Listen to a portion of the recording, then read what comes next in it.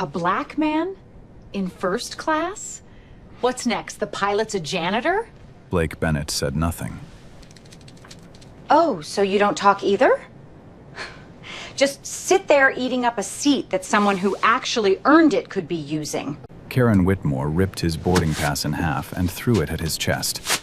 Go back of the plane! You know the drill. Your grandparents sure did. Every head in business class turned.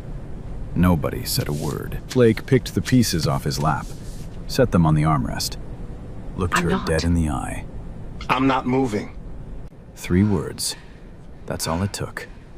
She slapped him so hard her palm print stayed on his cheek for the next hour. Mid-flight, full cabin, 46 witnesses. Blake didn't touch his face. He reached for his phone. 1 call, 11 seconds. Victor. That 11-second call would cost Orion Atlantic $40 million before the sun came up. The cabin stayed frozen for 6 full seconds after the slap. The sound still hung in the recycled air, like something that had broken and couldn't be put back together. Karen Whitmore stood over Blake Bennett, breathing hard, her right palm still tingling. She expected him to yell, to stand up, to give her a reason to call the air marshal. That was how this was supposed to work. She pushes, he reacts, and suddenly he's the problem. But Blake didn't react. He sat in seat 3A with his hands folded in his lap, the left side of his face already turning a dull red, and looked at her the way you look at weather. Something unpleasant. Something that would pass. That calm, that unbothered, immovable calm, made Karen's blood hotter than the slap itself. "You think sitting there like a statue is going to help you?" She pointed toward the back curtain. "I told you, economy, that way. Or I call the captain and have you removed in handcuffs when we land." Blake's voice was low and even. "Call whoever you need to call." Gerald Thorne, the white businessman in 3B, had watched the whole exchange over the top of his phone. He had boarded 6 minutes earlier. Karen had greeted him with champagne and his last name. She had not asked for his boarding pass. "Hey!" Gerald's voice cut through the cabin. "What the hell was that?" Karen turned. Her customer service mask flickered back on for half a second. Old habit, white passenger, different protocol. "Sir, this is a crew matter. Please stay seated." "A crew matter? You just assaulted a passenger." "He was being aggressive." Gerald stared at her. He hasn't moved. He hasn't raised his voice. He literally just sat there. Karen's jaw tightened.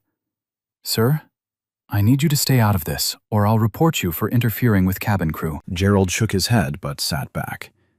The threat worked. Federal offense, interfering with flight crew.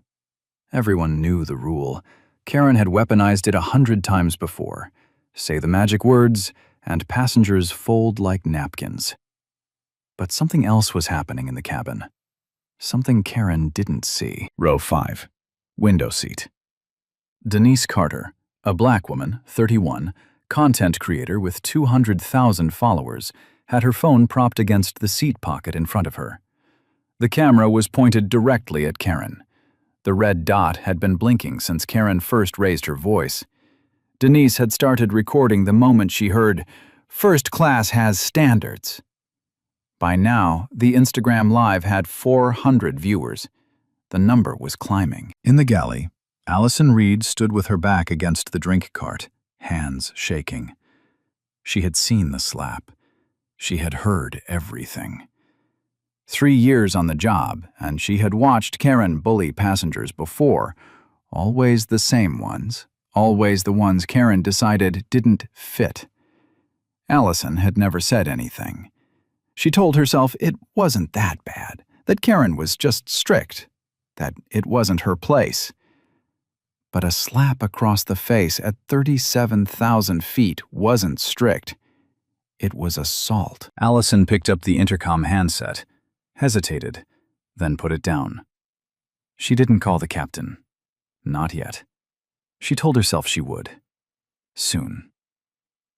Back in business class, Karen made her next move. She grabbed a printed passenger manifest from the galley counter and walked back to Blake's seat. "Final chance. I'm marking you as a security threat and having you escorted off this aircraft when we land." She clicked her pen. "Name?" Blake looked at the manifest, then at Karen. "You already have my name.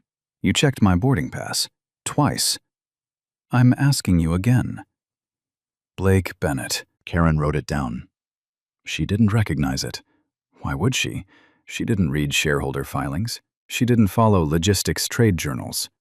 She didn't know that the man she had just slapped, humiliated, and threatened to arrest was sitting on 18% of Orion Atlantic's stock, and that his company handled 60% of every piece of cargo this airline moved across the country. She clicked the pen shut and walked away. Blake pulled out his phone, opened his contacts, found a name.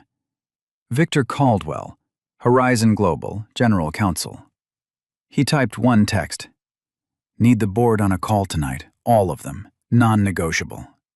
He hit send, set the phone face down on the armrest, and closed his eyes. Blake Bennett grew up in a two-bedroom apartment on the south side of Chicago, in a building where the elevator hadn't worked since before he was born. 4 floors up, no air conditioning, walls thin enough to hear every argument, every prayer, every late-night sob his mother tried to muffle with a pillow. His mother, Lorraine Bennett, was a black woman who worked 3 jobs and never once called in sick. She cleaned office buildings from 6 to noon, ran a register at a grocery store from 1 to 6, and did alterations for a dry cleaner on weekends. Her hands were always moving, always cracked at the knuckles. She smelled like bleach and fabric softener and exhaustion. Blake's father, Thomas, drove a delivery truck for a paper company. He died when Blake was 9. Heart attack behind the wheel on I-94, halfway through his second shift of the day. The truck drifted into a guardrail. The company sent flowers and a $300 check. Lorraine never cashed it. She said it felt like a receipt for her husband's life, and the price was an insult. After that, Blake became the man of the house. He was 9 years old and already carrying grocery bags up 4 flights of stairs because his mother's knees were giving out. He learned to fix things: the leaking sink, the radiator that clanked all winter, the front door lock that needed a specific jiggle to catch. He learned that broken things didn't fix themselves, and that nobody was coming to fix them for you. School was a different kind of survival. Blake was the quiet kid who sat in the front row and never raised his hand, but aced every test. Teachers liked his grades. They did not fight for him. When a guidance counselor told him community college was more realistic for someone in his situation, Blake didn't argue. He just applied to Northwestern anyway. Full scholarship. Applied mathematics. He graduated in 3 years. Not because he was in a rush, because he couldn't afford a 4th year of textbooks. His first job out of college was loading freight trucks at a distribution center on the west side of Chicago. 16-hour shifts, minimum wage plus overtime. His co-workers were almost all Black and Latino men who had been doing the same job for 20 years with no promotion in sight. The supervisors, almost all white, called them by last names only, and never learned the first ones. Blake lasted 14 months. Not because he quit, because he saw something the supervisors didn't. The routing was broken. Trucks were running half empty on return trips. Fuel costs were double what they should have been.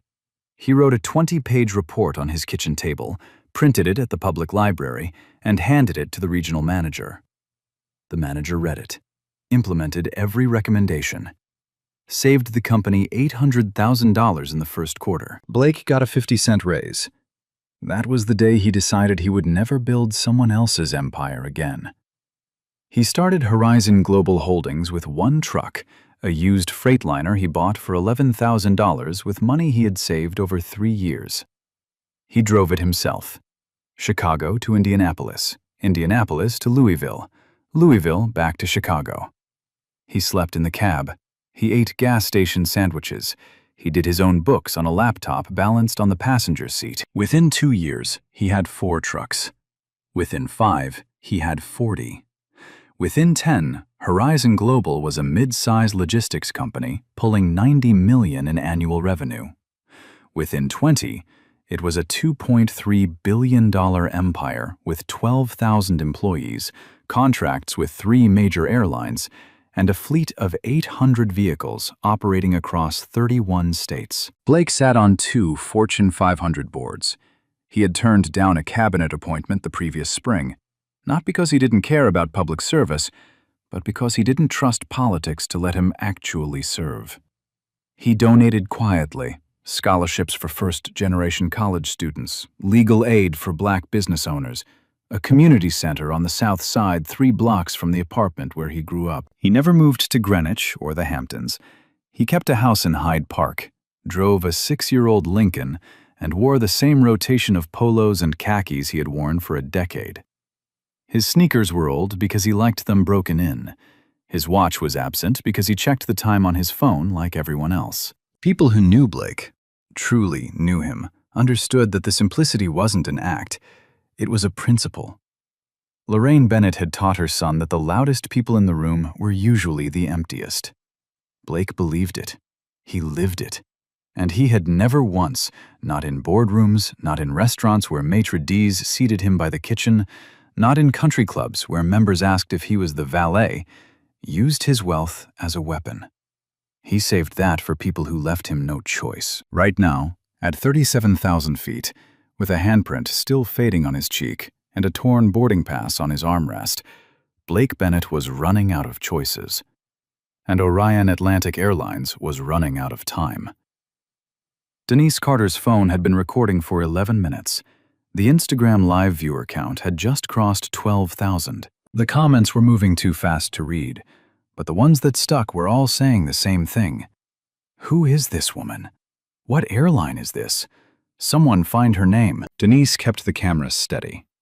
She had started filming on instinct, the moment Karen Whitmore's voice had cut through the cabin with, "First class has standards." Something in Denise's chest had tightened. She recognized that tone. Every black person in America recognized that tone. It was the voice of someone who had decided you didn't belong before you even opened your mouth. Now, 11 minutes later, the video had captured everything.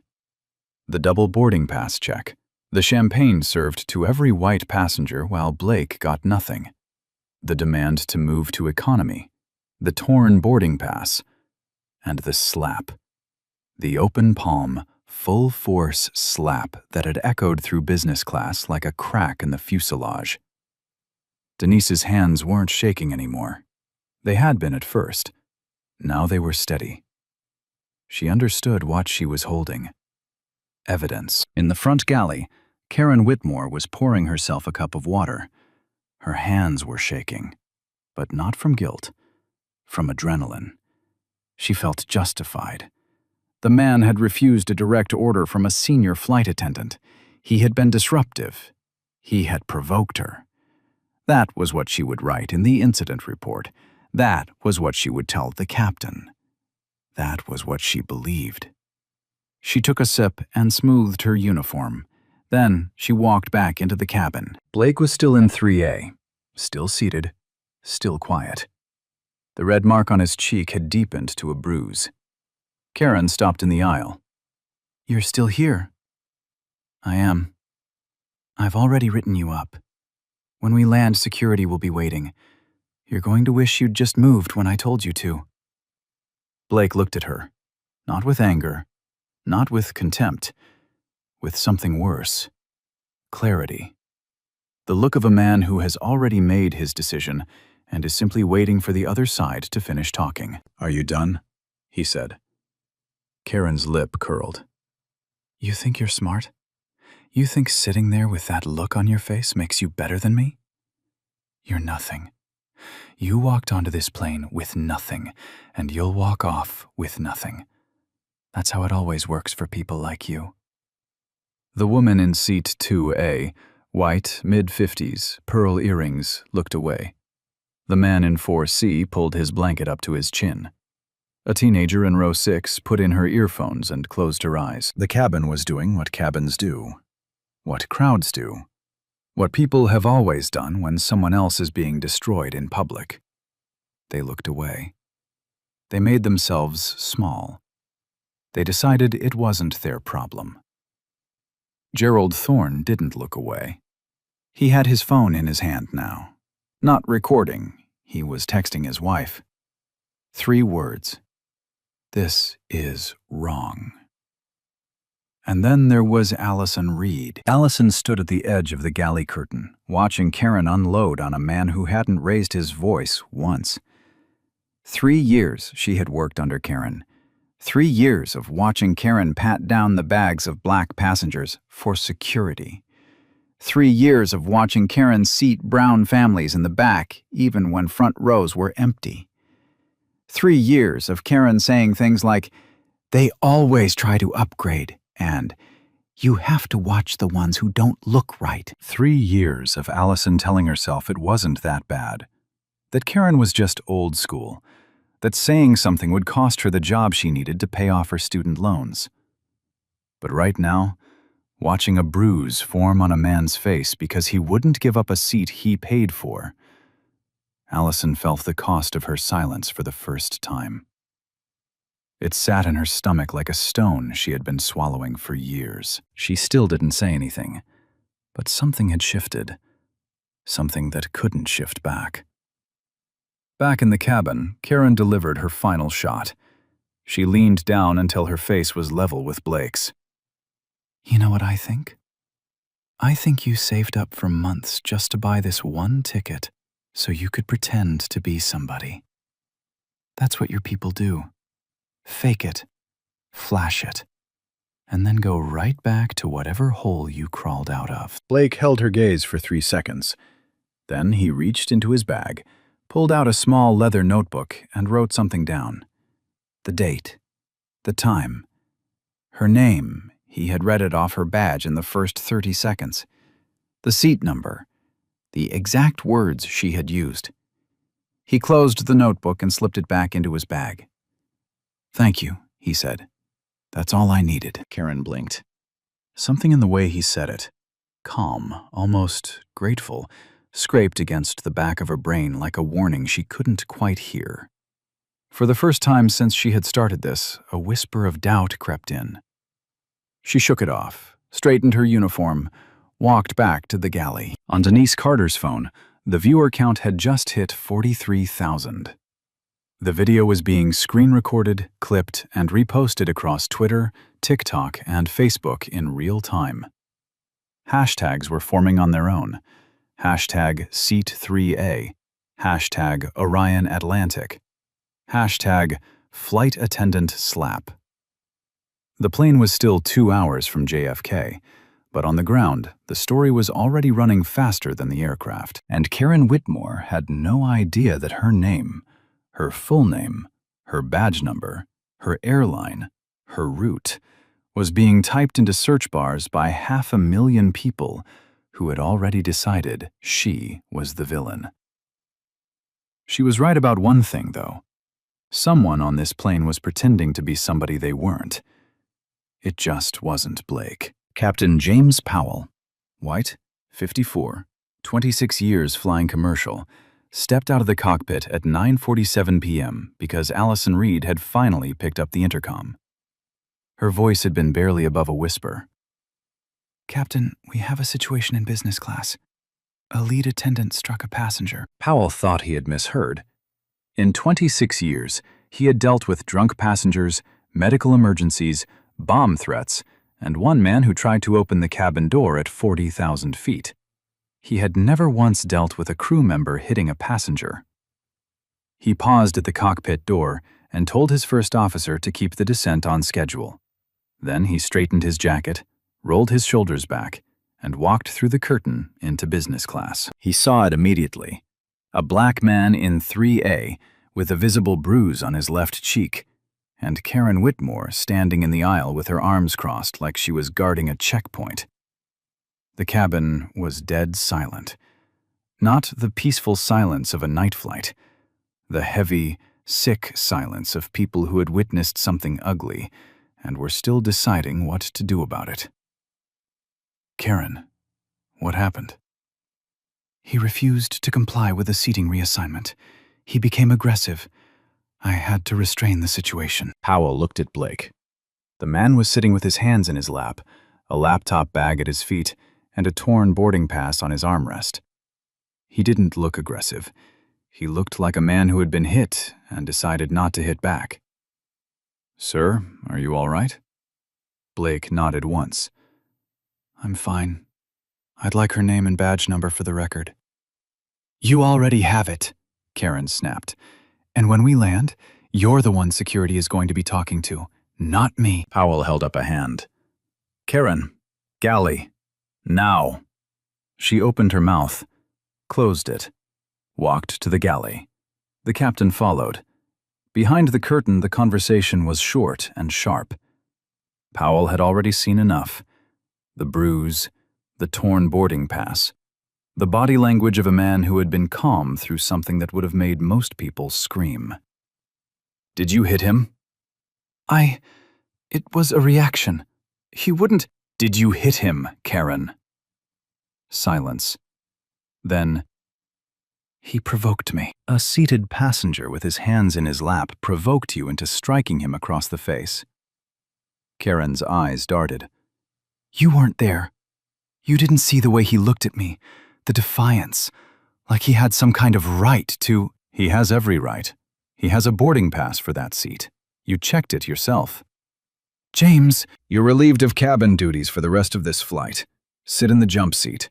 Don't speak to any passengers. Don't speak to Blake Bennett. Don't speak to anyone until we land and I file my report. And Karen, this is going to corporate. You need to understand that." Karen's face went white. Not with shame. With the realization that the story she had been telling herself, the one where she was right, where the black man in old sneakers was the problem, where a slap was just restraining the situation, was not going to be the story the captain told. "James, you don't understand. He didn't belong—" "Sit down." She sat. And for the first time in 14 years, Karen Whitmore had nothing to say. In business class, the atmosphere had shifted. The silence that had been passive, the look-away, mind-your-own-business quiet of people who didn't want trouble, had turned into something heavier. Guilt. The passengers could feel the weight of what they had watched and done nothing to stop. The woman in 2A stared at the ceiling. The man in 4C hadn't turned a page in 20 minutes. The teenager in row 6 had taken her earphones out and was sitting very still, eyes open, staring at the seat back in front of her. Gerald Thorne leaned over to Blake. "I saw everything, from the first boarding pass check to the slap. If you need a witness, Gerald Thorne, Thorne Capital Management." He handed Blake a business card. Blake took it. "Thank you. I should have said something sooner, before it got to—" He gestured at Blake's cheek. "You said something. That counts for more than you think." 2 rows back, Denise Carter ended her Instagram Live. The final viewer count? 67,000. The video had been screen recorded, clipped, and reposted across every major platform before she even hit stop. Twitter, 42,000 retweets. TikTok, 900,000 views and climbing. A news producer at CNN had already sent her a direct message asking for the raw footage. The hashtag #Seat3A was trending nationally. A second hashtag was forming, #Orion Atlantic Racist. In his seat, Blake opened his phone. 3 missed calls from Victor Caldwell, his general counsel. A text. "Board call confirmed. Midnight. All 7 members. What's the agenda?" Blake typed back, "Orion Atlantic, full exit, stock and logistics, both on the table. No half measures." He hit send and looked out the window. Below, the lights of some small Pennsylvania town blinked in the darkness.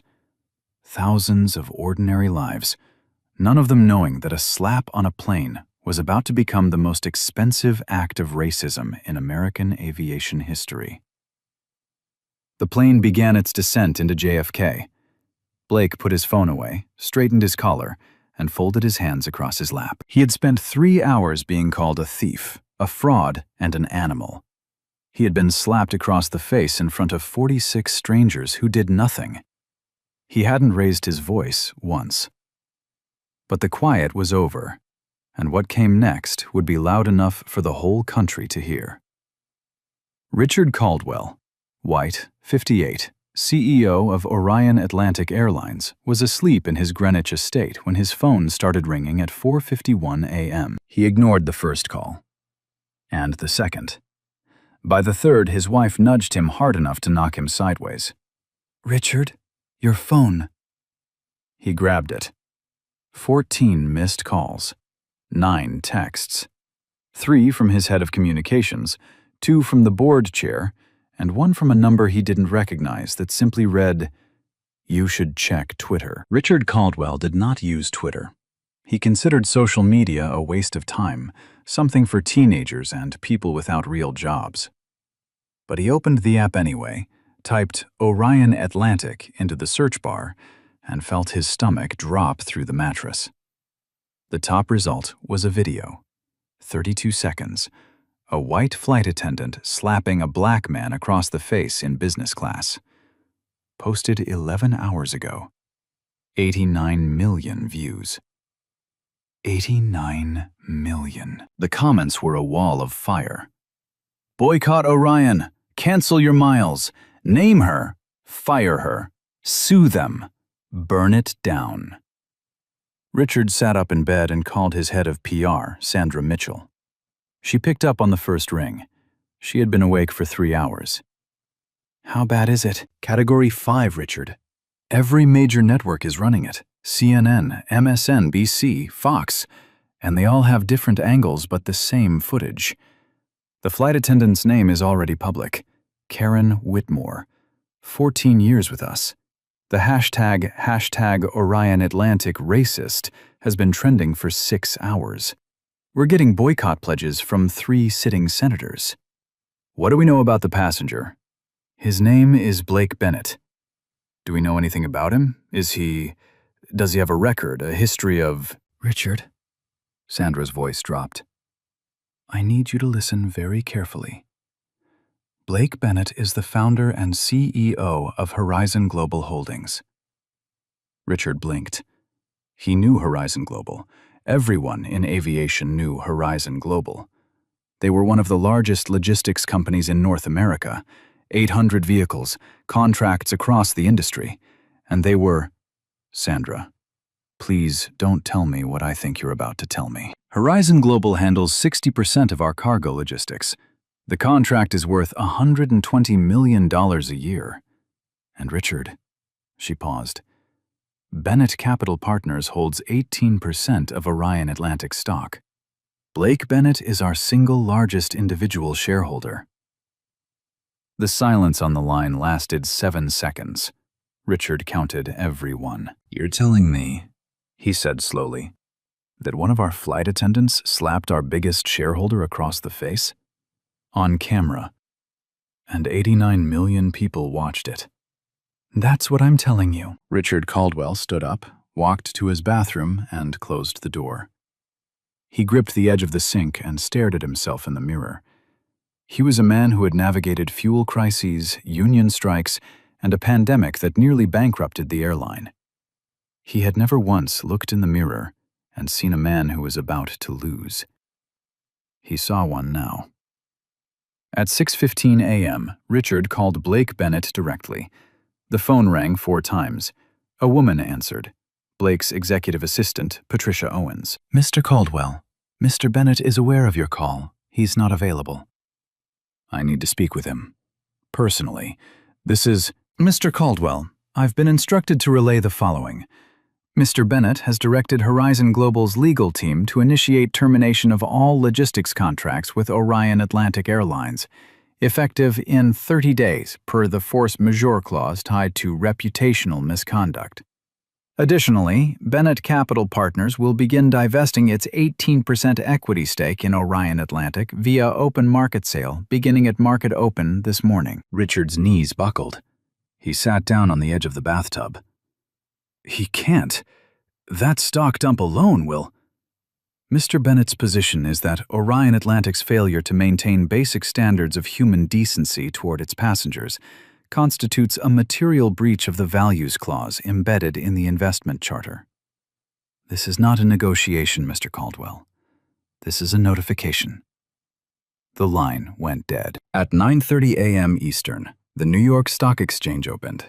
Within the first 45 minutes, Bennett Capital Partners began selling its Orion Atlantic shares in large, systematic blocks. The market saw the volumes spike. Analysts saw the insider movement. Headlines connected the dots in real time. Breaking. Orion Atlantic's largest shareholder dumps entire stake following racist assault on flight. By 11 a.m., Orion Atlantic's stock had dropped 22%. $40 million in market capitalization. Gone. Trading desks across Wall Street were fielding calls from institutional investors asking the same question. If the company's biggest shareholder is running for the exit, why aren't we? By noon, 2 more hedge funds had begun reducing their positions. The bleeding wasn't stopping. It was accelerating. In his office at Horizon Global's Chicago headquarters, Blake Bennett sat at his desk with a cup of black coffee and the morning's Wall Street Journal. The front page carried the story above the fold. His phone had 400 unread messages. CNN, NBC, The Washington Post, and 3 civil rights organizations had all requested interviews. He hadn't responded to any of them. Not yet. On his desk sat a small leather notebook, the same one he had pulled out on the plane. He opened it to the page where he had written Karen Whitmore's name, badge number, and the exact words she had used. He read them one more time. Then he closed the notebook and placed it in his desk drawer. He didn't need it anymore. The whole world had the receipts now. Karen Whitmore was fired at 8 a.m. on a Tuesday morning, 14 hours after the slap. She was not fired gently. There was no private conversation in a back office, no HR representative with a soft voice and a tissue box. Richard Caldwell's legal team drafted the termination letter at 6 a.m. and sent it to Karen's personal email before she had even finished her coffee. The letter was 3 paragraphs. The first cited gross misconduct. The second cited violation of Orion Atlantic's passenger safety and anti-discrimination policy. The third informed her that the airline would be cooperating fully with the New York Police Department, which had opened an assault investigation based on the viral video and a formal complaint filed by Blake Bennett's legal counsel at 7:15 a.m. Karen read the email twice. Then she called her union representative. He didn't pick up. She called again. Voicemail. She called a third time, and this time he answered. I saw the video, Karen. That video doesn't show the full story. He was... Karen. I watched the full 32 minutes of the live stream, the unedited version. The one where you called him a freeloader, ripped his boarding pass, and told him to go back where he belongs. I can't help you. The union can't help you. No one can help you with what's on that tape. She hung up. Sat on the edge of her bed in her Queen's apartment, still in the uniform she hadn't changed out of, and stared at her phone as the notifications piled up. Her name was everywhere. Every news site, every social media platform. Her high school yearbook photo had been found and reposted with the caption, "This is her. This is the woman who slapped a black billionaire at 37,000 feet." By noon, the NYPD confirmed the assault investigation. Karen's mugshot, taken at the precinct in Jamaica, Queens, where she had turned herself in on advice from a lawyer she found on Google at 10 a.m., was on CNN before the ink on her fingerprints was dry. The charges? Third-degree assault. A misdemeanor, but in the court of public opinion, the sentence had already been handed down. Her neighbors had found out. 2 of them had left notes under her door, not of support, but of disgust. The bodega owner on her block, a Dominican man named Raul, who had sold Karen coffee every morning for 9 years, refused to serve her when she walked in that afternoon. He didn't say a word. just shook his head and pointed at the door. Karen Whitmore was done. Not just at Orion Atlantic. Every airline in the Star Alliance, every carrier in the One World network, every regional operator and charter company in North America had seen the video. Her name had become a verb in aviation HR departments. Don't Karen a passenger. She would never work in the industry again. But Karen's fall was only one piece of the wreckage. At Orion Atlantic headquarters in Fort Worth, Richard Caldwell held a press conference at 2 p.m. Eastern. He stood behind a podium with the company logo, flanked by the head of HR and the chief diversity officer, a position that had been created 6 months earlier and had until today been largely ceremonial. Richard read from a prepared statement. He called the incident abhorrent and unacceptable. He announced Karen's termination. He announced a full review of cabin crew training protocols. He announced a $2 million commitment to diversity and inclusion initiatives. The press conference lasted 11 minutes. The first question from a reporter ended it. Mr. Caldwell, were you aware that the passenger your flight attendant assaulted is Blake Bennett, the CEO of Horizon Global, your airline's largest cargo partner, and your single largest individual shareholder? Richard blinked. The camera flashes popped like small detonations. The identity of the passenger was not immediately. So you didn't know. You put out a generic apology without knowing who you were apologizing to. Is that correct? Richard's mouth opened. Nothing useful came out. His PR director stepped to the mic and said, "We'll take no further questions at this time." The clip of Richard Caldwell, mouth open, eyes blank, drowning behind his own logo, went viral within the hour. It became a meme. It became a GIF. It became the face of corporate incompetence in the age of social media. Meanwhile, the financial bleeding continued. By the close of trading on day 2, Orion Atlantic had lost an additional 12% of its stock value. 2 major institutional investors, Vanguard and BlackRock, had publicly disclosed reduced positions. 3 corporate travel agencies suspended Orion from their preferred carrier lists. And then the dominoes started falling in Blake's favor. Delta Airlines, which had been struggling with logistics delays on its East Coast routes, reached out to Horizon Global for an exploratory contract meeting. United followed the next day. American Airlines called on day 3. Blake didn't have to make a single pitch. The video did the selling. Every airline in the country wanted to be the one that partnered with the man Karen Whitmore had slapped, because partnering with Blake Bennett was now the fastest way to prove your airline wasn't Orion Atlantic. Gerald Thorne went on CNN's Anderson Cooper 360 on the second evening. He sat in a Navy suit and recounted the entire flight, from the double boarding pass check to the champagne refusal to the slap. His testimony was measured, specific, and devastating. I was sitting right next to him, seat 3B. I watched a woman treat a man like a criminal for the sole crime of being black in first class. And I watched a cabin full of people, myself included, sit there and let it happen. That's the part that keeps me up at night, not what she did, what we didn't do. The interview was viewed 14 million times.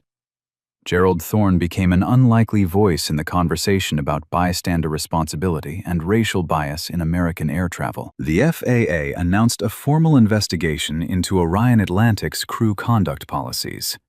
The Department of Transportation requested 5 years of complaint records. 2 former Orion flight attendants came forward with their own stories. One described being pressured by senior crew to seat suspicious-looking passengers away from first class. The other recounted watching a black family with premium tickets get redirected to economy on a half-empty flight, while Karen Whitmore told the gate agent, "Use your judgment." Orion Atlantic was no longer managing a PR crisis. It was facing an institutional reckoning. And at the center of it all, Blake Bennett still hadn't said a single public word. His silence was louder than anything Richard Caldwell had managed to say. On the fourth day, Blake Bennett spoke, not on television, not through a PR firm. He posted a 3-minute video on his personal Instagram, an account that had, until that week, fewer than 2,000 followers. It now had 4.7 million. He sat in a plain room, white wall behind him, no logo, no suit. Charcoal polo, the same kind he wore on the plane. The bruise on his cheek had faded to a yellowish shadow, still visible. He didn't try to hide it. 4 days ago, I was slapped across the face on a commercial flight because a flight attendant decided that a black man in old sneakers didn't belong in first class. She didn't ask what I did for a living. She didn't care. She looked at my skin and made her decision. What happened to Orion Atlantic's stock? That was business. I don't invest in companies that treat people the way they treated me. That's not anger. That's math. But I'm here to announce something that matters more than stock prices. The Open Skies Foundation. $5 million. Free legal representation for anyone discriminated against, harassed, or assaulted while traveling. On a plane, in an airport, at a hotel, anywhere. If you were treated as less than human because of your skin, your language, or your clothes, and you couldn't afford a lawyer, we'll find you one, and we'll pay for it. The video was viewed 61 million times in 24 hours. The foundation received 12,000 inquiries in its first week. Blake didn't do follow-up interviews. The video was his statement. He let it stand. But the ripples had already spread far beyond what any foundation could contain. Allison Reed, the young white flight attendant who had hesitated in the galley before finally picking up the intercom, resigned from Orion Atlantic 3 days after the video. She sent a private email to Blake through Horizon Global's general contact page. It read, "I should have stopped her before she touched you. I didn't, and I have to live with that. But I don't want to live with it quietly. If there's anything I can do, anything at all, I'm here." Blake read it twice. Then he called her personally. 2 weeks later, Allison Reed was hired as lead consultant for Horizon Global's new Passenger Dignity Initiative, a training program designed to be licensed to airlines, hotels, and transportation companies worldwide. The program's first module was titled, "What You See versus Who They Are." Within 6 months, 4 airlines and 2 major hotel chains had signed on. Allison traveled to training centers across the country, standing in front of rooms full of crew members, telling the story of what she saw on Flight 174, and what she almost didn't do about it. Denise Carter, the black woman who had live-streamed the incident from row 5, was invited onto The Breakfast Club, The Daily Show, and 4 major podcasts within 10 days. Her following went from 200,000 to 3.1 million. She used the platform to launch a nonprofit called Witness, dedicated to training bystanders on how to safely document and intervene in racial discrimination in public spaces. Gerald Thorne quietly donated $500,000 to the Open Skies Foundation. He didn't announce it. Blake found out through the foundation's finance team and sent a handwritten note, 2 sentences on a plain white card. "You stood up when no one else would. That cost you nothing and meant everything." Gerald kept the card in his desk drawer. He would look at it on days when the memory of that silent cabin came back, uninvited. Orion Atlantic survived, but barely. Richard Caldwell was replaced as CEO within 6 months. The board brought in Teresa Holt, a black woman, former Delta executive, known for operational excellence and zero tolerance for institutional bias. Her first act? Flying coach on 12 Orion flights in her first month, unannounced, sitting in different cabins, watching how crew treated passengers of different races, ages, and appearances. She took notes in a small black notebook, just like Blake's. She fired 3 more employees in her first 90 days, not for slapping anyone, for the smaller, quieter things, the eye rolls, the unnecessary bag checks, the random seat reassignments that always seemed to target the same kind of passenger. The things Karen Whitmore had been doing for 14 years before anyone with power bothered to notice. The things that don't go viral, but leave the same bruise. Blake Bennett went back to his life. He ran Horizon Global. He donated quietly. He flew commercial. Business class, same polo, same sneakers, same leather bag. The only difference was that now, occasionally, a flight attendant would recognize him. They would bring him water without being asked. They would smile, and sometimes they would lean in and whisper, "Thank you for what you did." Blake would nod. Never said, "You're welcome." Just a nod. Because he knew the truth that most people still hadn't learned. What happened on Flight 174 shouldn't have required a billionaire to fix. It shouldn't have taken $40 million to prove that a black man deserved to sit in the seat he paid for. But it did. And that said more about the world than it ever said about Blake Bennett. Now I want to ask you something. What would you have done in that cabin? If you were in seat 2A, or 4C, or row 6, would you have spoken up? Or would you have looked away? Be honest. Drop it in the comments. And if you know someone who needs to hear this story, send it to them. Because right now, somewhere out there, someone is sitting in their own seat 3A, being told they don't belong. They need to know the world is watching. Hit subscribe. I'll see you in the next one.